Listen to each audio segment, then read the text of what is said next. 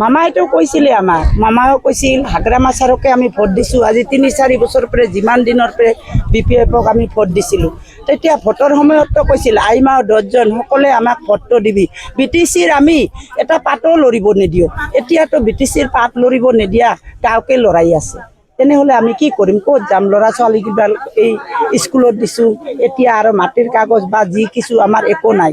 চৰকাৰে কয় দিম দে, মাটিৰ কাগজ দিম, দি সেনা ভোটটো আদায় কৰি ল'লে। ভোটটো আদায় কৰি লোৱাৰ পিছত এতিয়া আমাক মানে জকৰাই আছে। কি কৰিম আমি? ক'ব লগাতো একোৱেই নাই।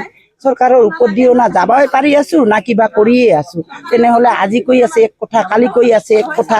ল'ৰা ছোৱালীগিলানৰো স্কুল আদি ক্ষতি হৈ আছে। আমাৰো এতিয়া বিধান পেলাব লাগে, ৰুবা লাগে। আমাৰো কি হাতত কাম আহে নেকি? তেনেহ'লে আমি কি কৰিম? ক'ত যাম? আমি গতিকে ইয়াতে থাকিম, ইয়াৰে মানুহ ইয়াতে থাকিম। আমাৰ কোনো মাটি ভাটিও নালাগে।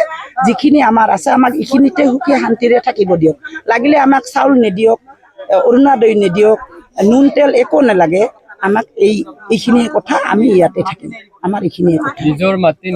নিজৰ মাটি নিজৰ ভিত্তিত ইয়াতে থাকিম। আমাক চৰকাৰৰ একো বস্তু নালাগে।